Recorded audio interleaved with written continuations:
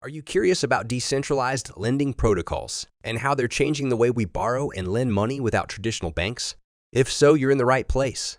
In our YouTube video titled, "What are Decentralized Lending Protocols?"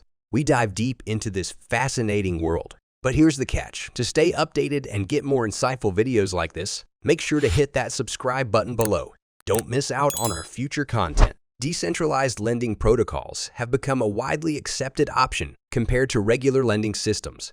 These protocols use blockchain technology, which is like a digital ledger, and they let people lend and borrow money without banks or financial companies getting involved. Understanding decentralized lending. Decentralized lending protocols are a big advancement in the finance industry, especially in lending and borrowing.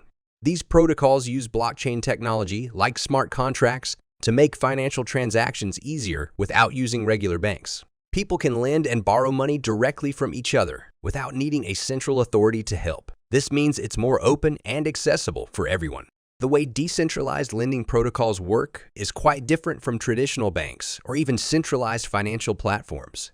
In centralized platforms, although they work with some decentralization, they still have control over users' assets and lend them to others. These platforms, even though they are efficient, can be at risk of problems like theft, hacking, and insider actions. On the other hand, decentralized finance protocols allow users to always have complete control over their assets. This happens thanks to smart contracts, which are self-running agreements with the agreement's rules written directly in code. These contracts work on open blockchain networks, such as Ethereum, creating a clear, unchangeable, and automatic way for people to lend and borrow money. This high level of control and transparency is something we don't usually see in the regular finance world. It's a big part of decentralized lending.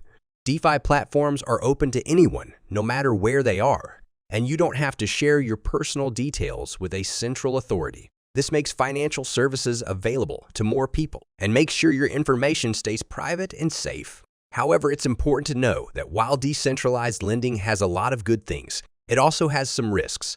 There can be problems with smart contracts, and the interest rates for borrowing can change really fast. So it's important to understand how it works and be careful when using decentralized lending. Exploring the role of cryptocurrency in decentralized lending.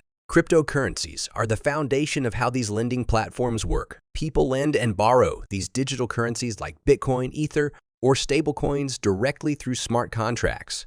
Here's how it happens. When someone wants to lend their cryptocurrency on a DeFi platform, they put their tokens into a smart contract. This smart contract makes those tokens ready for others to borrow. In return, the lender gets interest tokens that belong to the platform, and they can change these later for the actual assets. This way, lenders get a regular income, and it also helps keep the platform's money flowing smoothly. When someone wants to borrow on these platforms, they need to give something valuable as a guarantee. They use other cryptocurrencies as this collateral to make sure they'll repay the loan.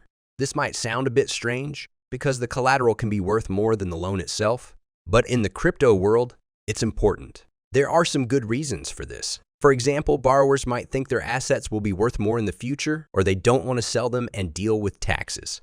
How much you can borrow depends on how much money is in the platform and the value of the assets you're using as collateral. This way of doing things, where the amount you can borrow changes based on how many people want to lend and borrow, keeps things balanced and makes sure the DeFi system stays stable. The risks and challenges of decentralized lending. It's really important to think about the risks and difficulties that come with using decentralized lending. One of the big risks is about problems with smart contracts. Even though they're supposed to be safe and work on their own, they can still have mistakes or bugs in the code. If someone figures out how to use these mistakes, they can steal a lot of money. For example, a bad smart contract could let a bad person take money from the system, hurting both the people lending and borrowing.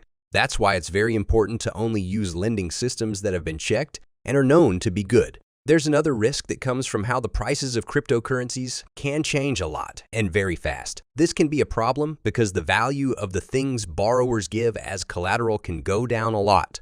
When that happens, their stuff might be sold off to get the money back, and this can happen faster than they expected. It's tough for borrowers because they might have to give more collateral or pay back their loans sooner than they thought. Also, the interest rates in these lending systems can change a lot too. They depend on how many people want to borrow and lend certain tokens. When a lot of people want to borrow, the interest rates can go up really fast. So if you're using these systems, you need to watch what's happening in the market and with the interest rates very carefully. The way these protocols work, being decentralized, has a special challenge. It gives you more privacy and control over your stuff, but it also means there's no one in charge if something goes wrong or you have a problem.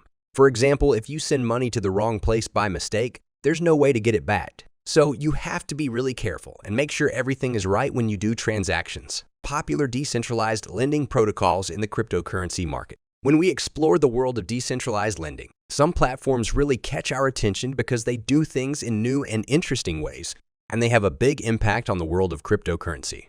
One of these popular platforms is called Aave.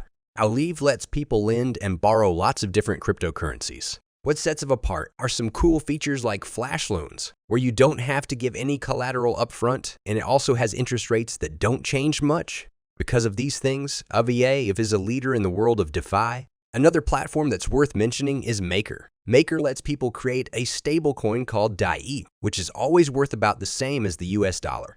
They do this by putting some cryptocurrency, like Ethereum, as a guarantee. Maker also has a strong system where you have to give more collateral than the amount of DAI you want to make. And they have a special token called Makar that helps with making decisions.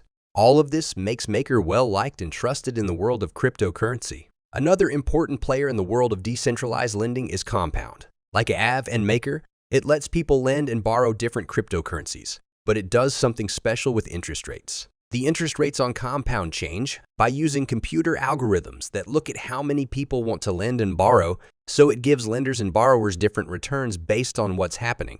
There's also Yearn Finance, which has some cool ideas about getting the most out of your money. Yearn Finance automatically moves your deposits between different DeFi lending places to make sure you get the most money back. This means you don't have to watch what's happening all the time and change your money around. It's done automatically. This makes it easier for people who might not know a lot about this stuff to join in and lend their money in a decentralized way. Even though these ways of doing things have really helped DeFi grow, it's also important to know that each one has its own problems and things you need to think about. Before you use these platforms, you should really look into them, think about how much risk you can handle. It's important to be careful and make sure you understand everything before you start using them. And now you've watched the video, we'd love to hear your thoughts and questions. So please leave a comment and remember to subscribe for more exciting content on decentralized finance and blockchain technology. Thanks for watching.